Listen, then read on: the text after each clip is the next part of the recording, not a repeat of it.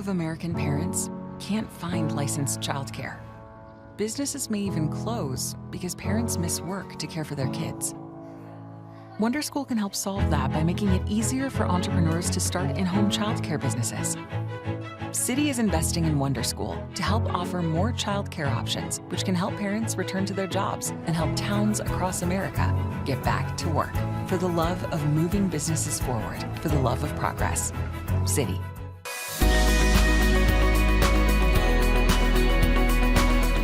Welcome to the PaleyFest Fall TV Previews. I'm Eric Deggans, TV critic for NPR, and I'm delighted to be your host for this special conversation on Showtime's Deadlocked, How America Shaped the Supreme Court. And thanks to Citi, the festival's official card and official sponsor, for their help in making this program possible. Now, today I am thrilled to welcome the director behind this docuseries, Dawn Porter. We're going to talk about this 4-part docuseries about the Supreme Court, Deadlocked. Dawn, thanks so much for joining us. Thank you so much for having me. So I can't think of a more opportune time for this to drop. I mean, and I know it takes a long time to develop a docuseries that's ambitious. So did you tell me a little bit about how you started this, and did you have an idea that this would be so timely and appropriate when you started working on it? You know, we really, let me start here. So Vinny Malhotra, who's the executive at Showtime Networks, we had worked together at ABC News a long time ago. He was a producer on the evening news with Peter Jennings, and then he was at CNN. And about 3 years ago, he called me up. My background is I'm a lawyer. I still keep my bar card. I pay. I was going to ask you about that. I'll ask you more about that later. I just can't stop paying those dues. So he knew my background. He knew we both, have an interest in the court. And he just called me up and said, "Do you want to do something on the court?" So this was 3 years ago. And I said, "Yeah, I do." And at the time, he said, "Well, let's develop something." So we went down a couple of different paths. I was really interested actually in the confirmation process. And that might sound funny to folks, but the confirmation processes have become so, partisan and so difficult recently.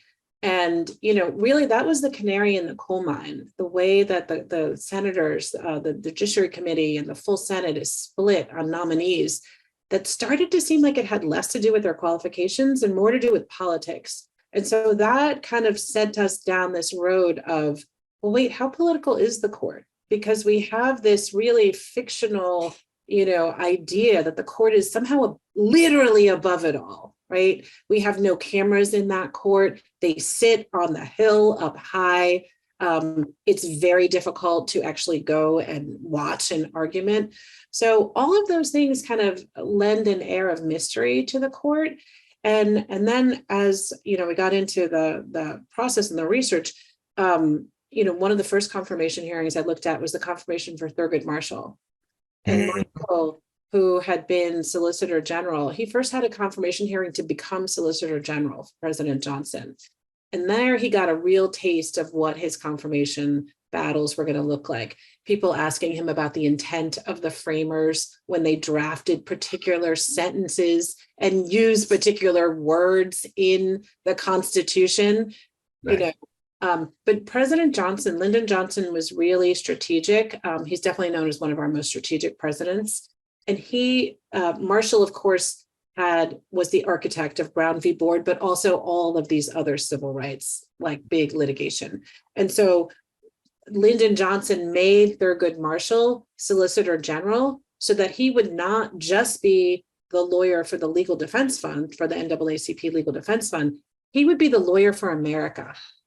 Oh, yeah. And I actually love that part in the docuseries where you show Lyndon Baines Johnson's strategy for, okay, I'm going to make you Solicitor General. You're already somebody who had this amazing track record arguing cases before the Supreme Court. Now I'm going to give you an even better track record. So when I nominate you to the Supreme Court, there will be no question that you are qualified. And we get to hear LBJ sweet talking Thurgood Marshall which is so awesome. I mean, that's like gold for a documentarian, right? Is to get that audio.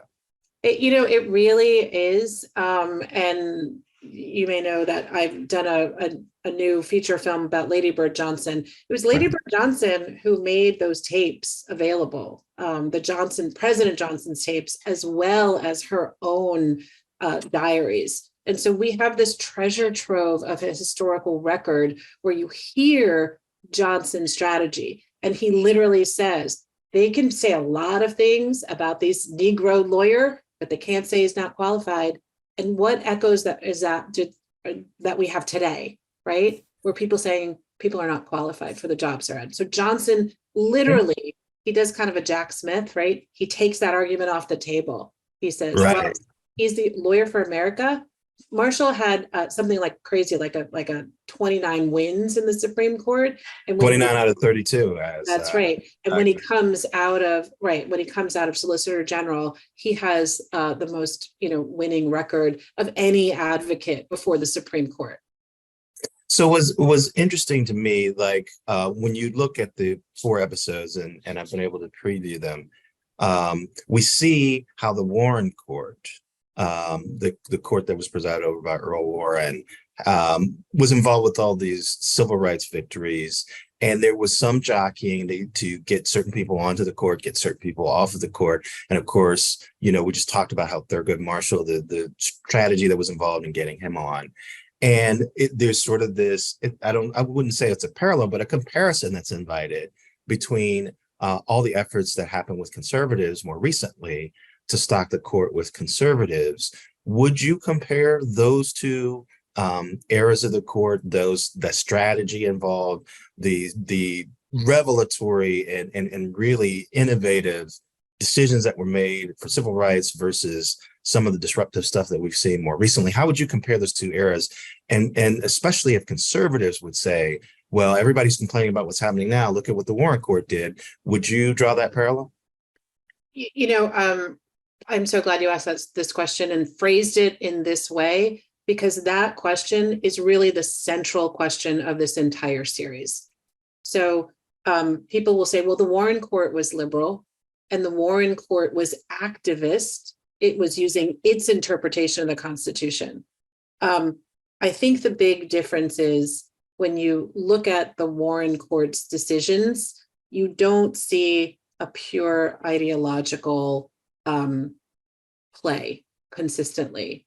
And you also don't see justices that are groomed by one entity, the Federalist Society. You don't see justices that have really predetermined and are telegraphing their predetermination of a number of issues. So Kate Shaw says in our series, it's not a conservative court, it's a radical court. And by radical court, I mean, William Rehnquist was clearly one of the most arch conservatives that we've had. And Rehnquist respected precedent. So where you had the Miranda decision, for example, which William Rehnquist was not a fan of. The Miranda decision says that very familiar, you have the right to an attorney. He said, well, people have come to rely on that right. And so even though I think that decision may not have been correctly decided, I do think that precedent and stability is also important. And on balance, it's more important that we have that stability. So he set aside his personal antipathy towards the Miranda decisions in order for stability and consistency. You see the complete opposite today. And you not only see justices ignoring precedent, but you see them changing the rules. A very good example of this is how many times the shadow docket is used. Steve Vladeck is one of the foremost experts on this. He's in our series. He explains that during the Bush and Obama presidencies, 2 very different presidencies, 2 two-term presidents. So in a course of 16 years, President Bush and President Obama asked the Supreme Court to decide a case on the emergency basis 8 times. In the Trump administration, he asked the court to decide the case more than 40 times.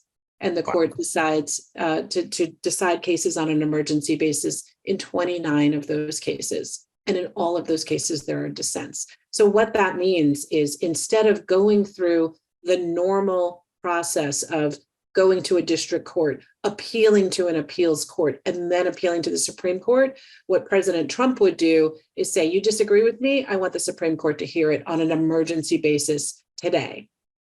It's Wow.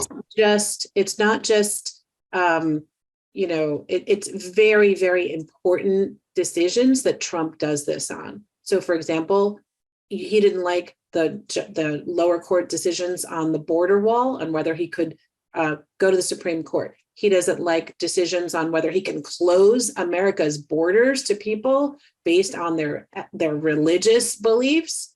Go to the Supreme Court. He doesn't like that the COVID rules. Go to the Supreme Court. He doesn't. And then you see Texas implementing literally overturning Roe v. Wade while it is still in place. And that decision goes on an emergency basis, and the justices let that stand, depriving the women of Texas of their constitutional rights before the Supreme Court has had a chance to hear those cases. So that connects to modern times, because as we speak, this is the day after Donald Trump has been arraigned and indicted yet again.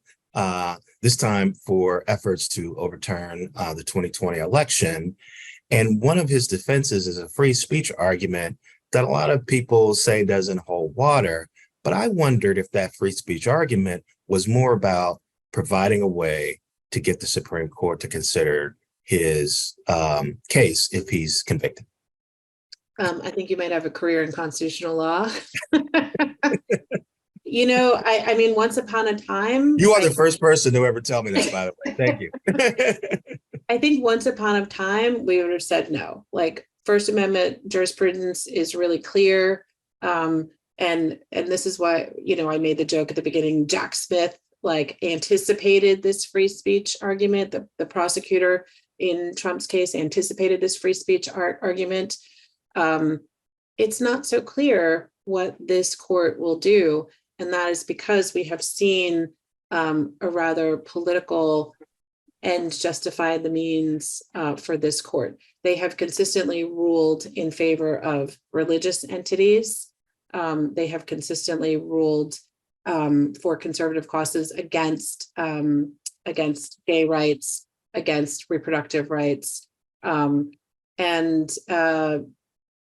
These justices have taken the cases that Trump put before them. So it's going to be quite an interesting legal process to see how this unfolds. So Deadlocked, of course, goes all the way back to the 1950s and 1960s to talk about how the Supreme Court operated then.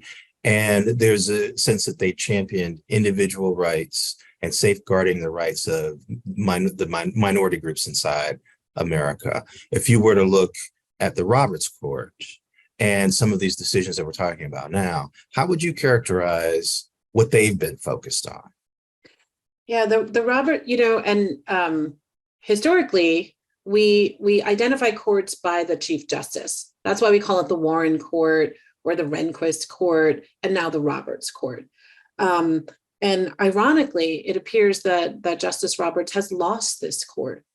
I was going to ask you about that. I was going to ask you if maybe we should call this the Thomas Court. We might well be served to call it the Thomas Court. Yeah. Or the Gorsuch or Alito Court.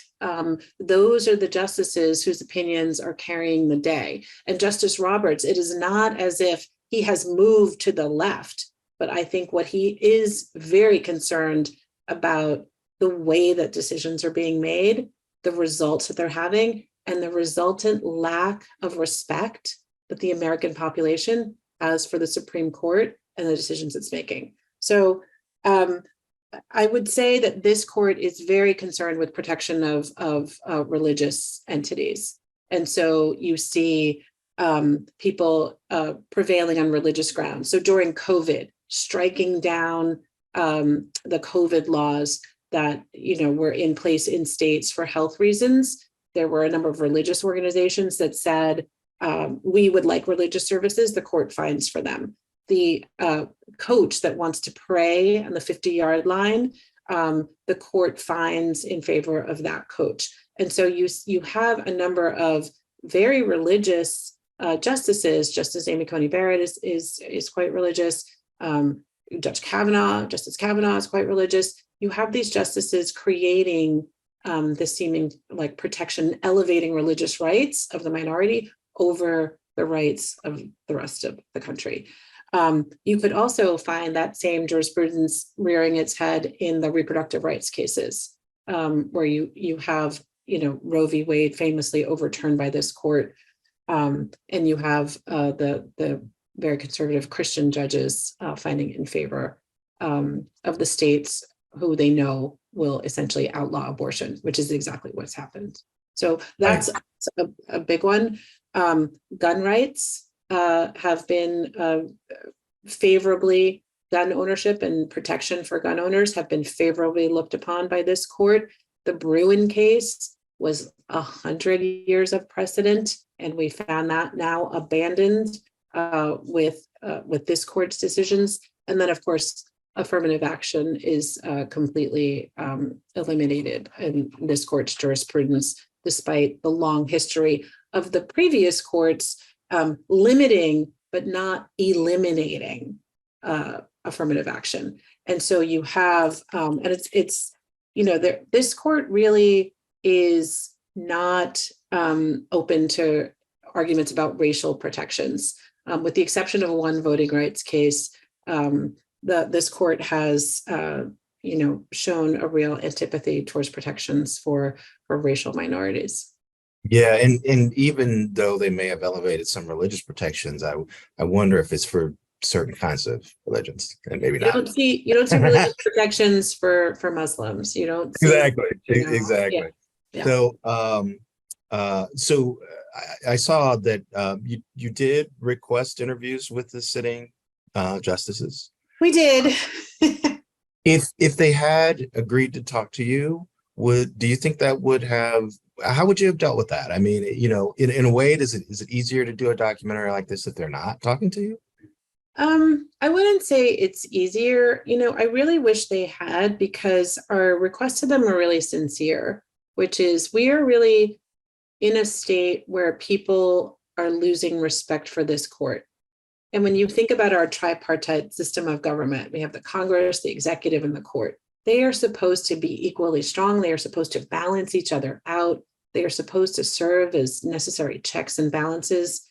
And if any of those are not functioning the way that they're supposed to, our democracy suffers. And so while I understand and respect that they couldn't discuss specific deliberations, I think they should discuss. I think they owe it to the American public to tell us why we should not be concerned. Right. And I'd love to hear Clarence Thomas explain some of the largesse he's enjoyed over the years, courtesy of Harlan Crow and other well-heeled friends. So one of the things, as you mentioned earlier, that's covered in Deadlock is the confirmation process.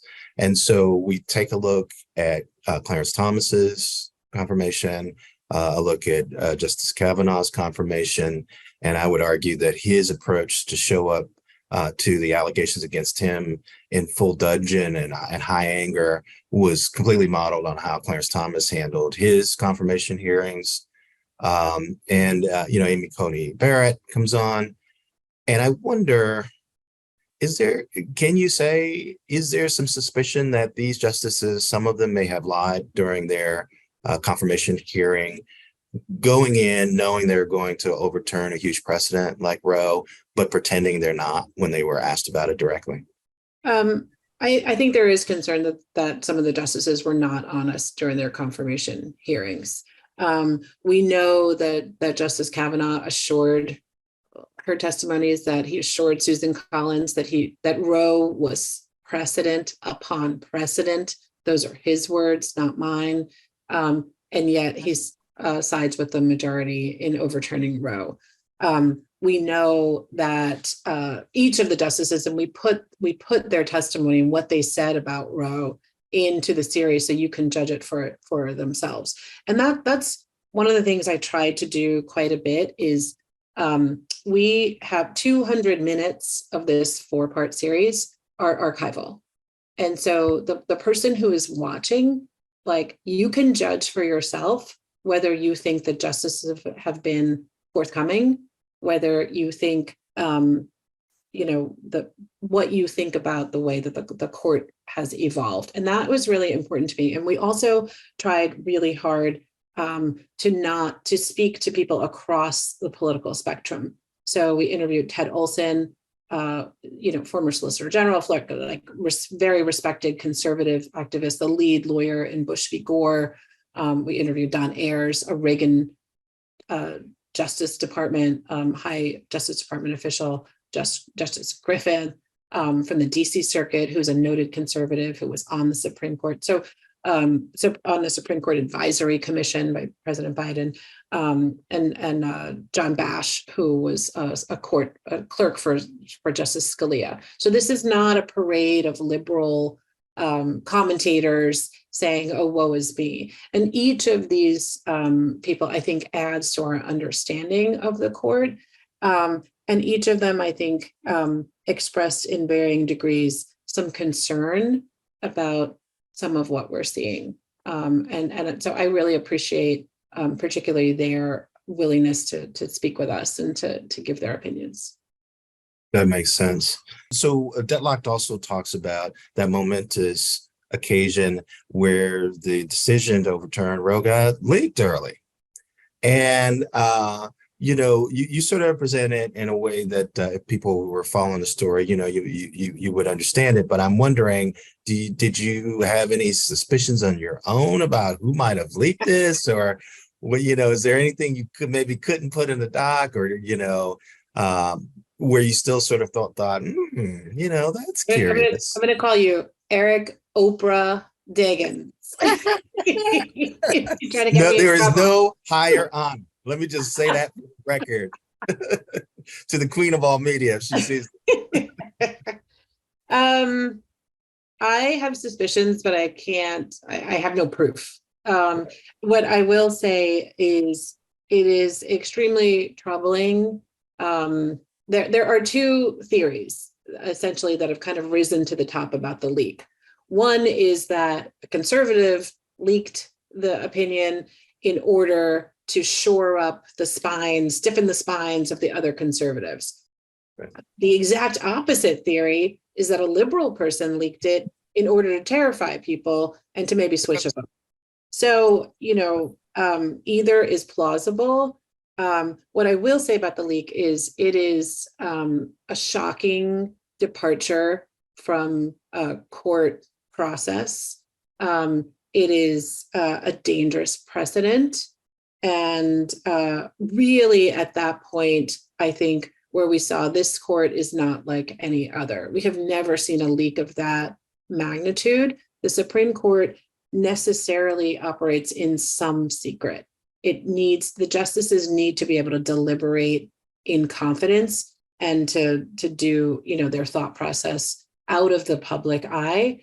What's supposed to be public is their decisions. So in their decisions, we are supposed to be able to analyze their reasoning. That's why it's a problem when you do things on a shadow docket, because shadow docket decisions are issued without opinion. So if I eliminate abortion in Texas, but there's no opinion, what is a lower court to do? What are we to follow?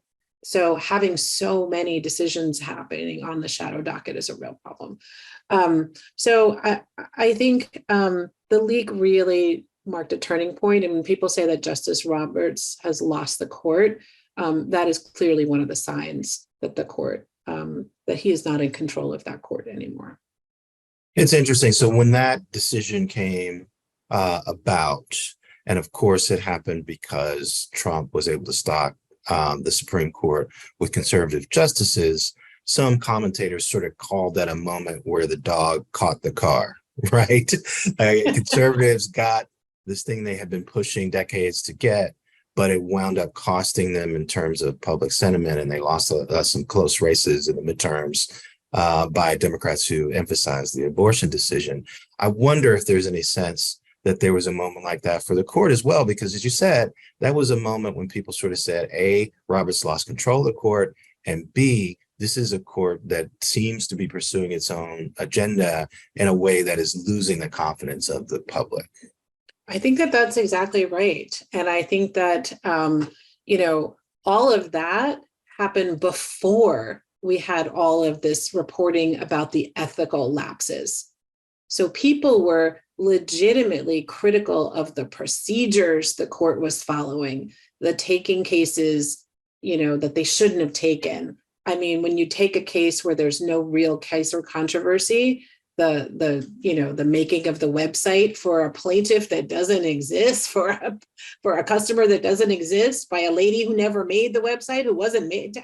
Like when I was in law school, 101 is there has to be a case or controversy. The court is not to give advisory opinions. And so if you take a case where there's no actual person asking for relief and there's no actual person being asked for relief, that is not good jurisprudence. What are we to make of that? If I ask you, maybe can I come to your house and take your property? Is the court going to opine on that too? So, it's just bad decision-making process.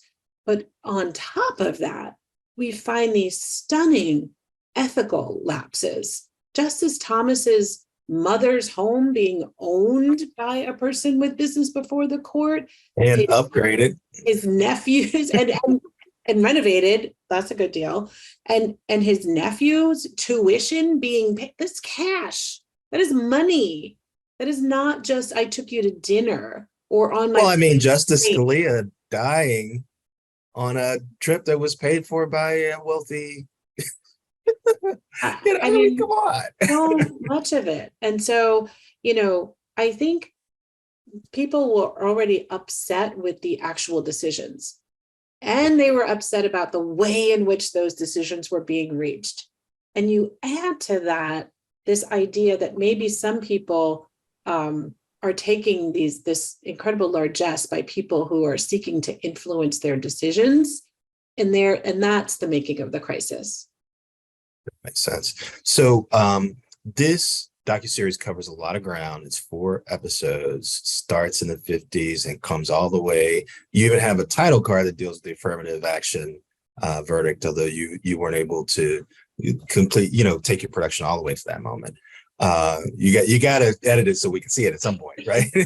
You had to stop at some point. But I'm wondering if there's anything overall that strikes you that maybe people don't know about the court that they will learn after they've seen these 4 episodes, that you want people to say, hey, watch this show because you will learn X, Y, and Z.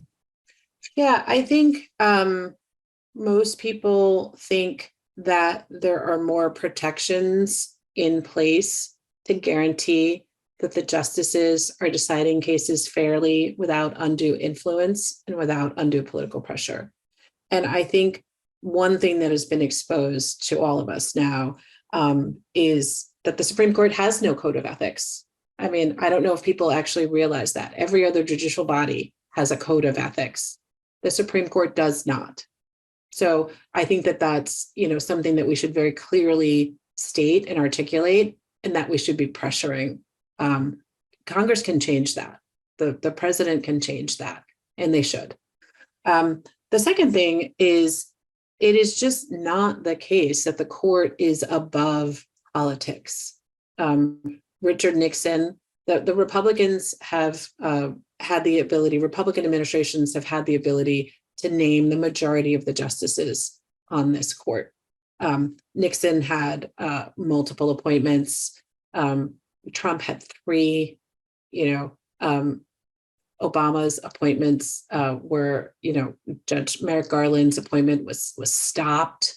And then another huge thing is understanding the intentional influence of ultra conservative groups like the Federalist Society to groom justices and judges, train them up through the system, and place them on that court.